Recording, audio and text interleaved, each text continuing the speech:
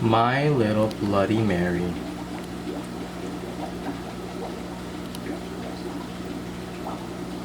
A couple here. Maybe there. I guess the baby ones don't exactly show these deep coloration. I don't know why, but as you can see, these guys are like deep red. That's why they're called Bloody Marys.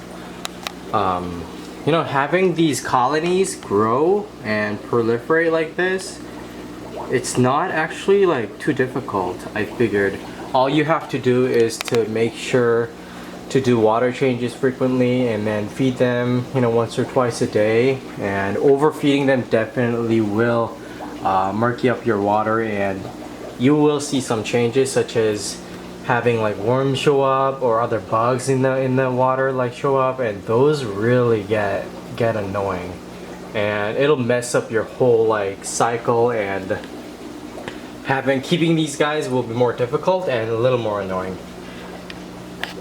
These guys are my ram's horn snails. I literally started off with maybe 10 to 20. Now I have hundreds. Look at them. And I actually put a couple of cherry relay shrimps in there just to regulate, you know, to have a full ecosystem. There are actually guppies in here, light bears, and just to, you know, make sure that this tank does well. But yeah, and I have some blue shrimps, blue diamond. These guys are always doing good, never an issue. But as you can see, there are a bit of variation of shrimps in here. These are the dark deep diamond blues, and these are the yellow. These are the golden back blues, and that's what's it called? Some blues, and that's some other blue. But I have a bit of a mixture. I used to mix these all of these shrimps just like in one tank, just like for fun. Maybe a couple of them in there. I actually mixed cherry shrimps with the blue ones, and I got horrible ones. Like, these are so whatever. They're not like horrible, but you know, they have no characteristics to it. They're a little boring. So this is a call tank that I have for these guys.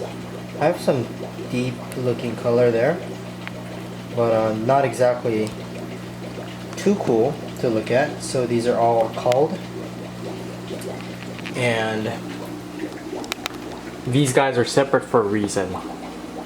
Keeping these guys with just by themselves is, I think, the best idea, honestly. Not even the snails, because snails literally get in the way, so I have to remove all these snails out of the tank, and oh my god, I regret putting snails in this tank because it's just so annoying. They poop a lot and they produce too much waste, and shrimps don't exactly eat them. I thought the shrimps would eat the waste that snails produce, but they don't. They actually don't.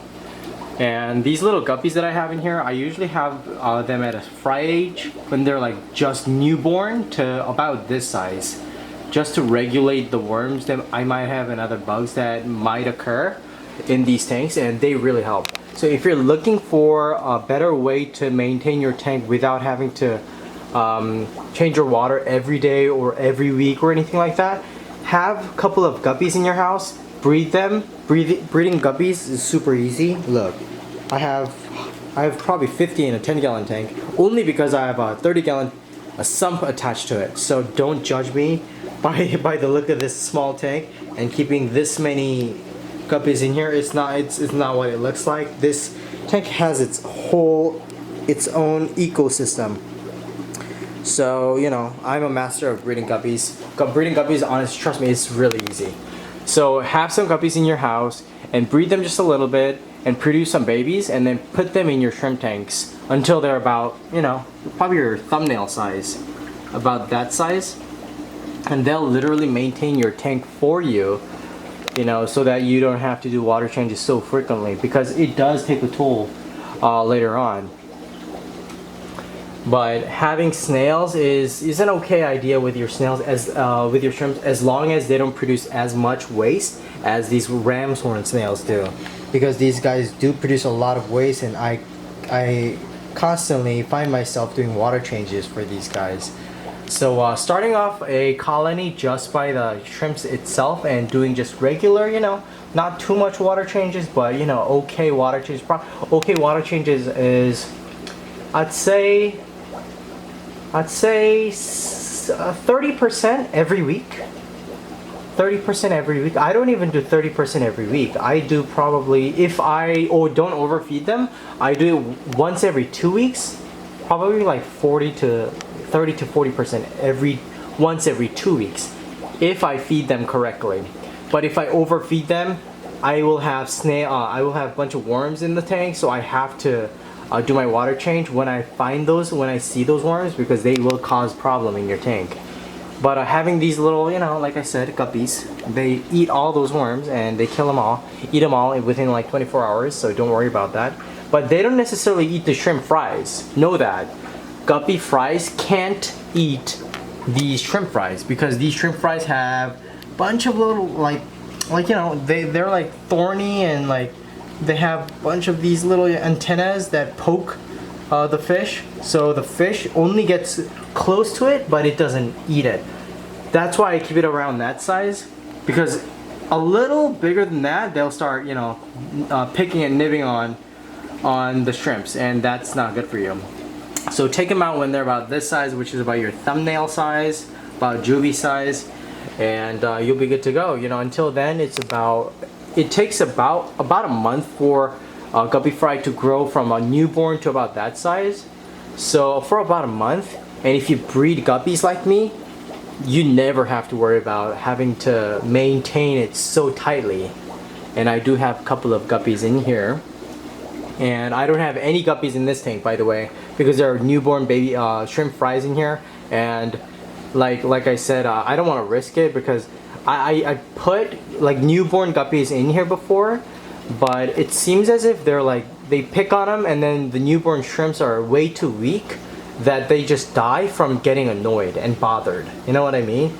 They die from not from being eaten, but from being picked on constantly. So stress basically. So I don't put any other fishes in the shrimp tank that are starting off a colony like these two, but in a tank where this tank doesn't have any baby shrimps. This tank is just all fully adult, but I don't care for this tank as much anymore because it's sold out. That's why I have these guppies to maintain it for me.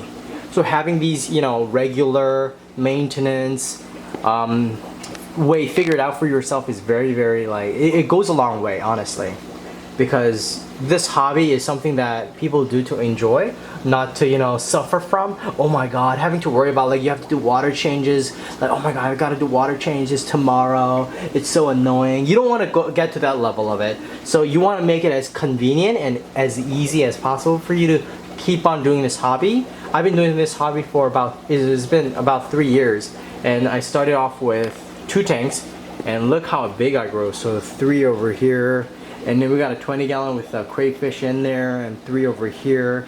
We got a 75-gallon over here, and a 20-gallon right there, and 3 10-gallons right there, and I have a whole 20-gallon of crayfish tank right here. And these guys are all doing great. To show you one or two, there's one right there just posing. And there's one right there, just there. There's one, I think, oh, there was one right there, but I guess it's right there. But anyway, so, if you're into the hobby for a couple of years, you'll probably figure a couple of things to make things more convenient for you, such as water changes, because it does take a toll on you. But, these are some of the tips that I like to share, and that I thought would help you guys before you jump in and do anything regretful. But yeah, hope you guys enjoy this video, and let me know if you guys have any other questions regarding keeping these guys in the comment section, because I will try to answer them in the next videos if I possibly can. Thank you for watching. I'll see you guys in the next video. Bye bye.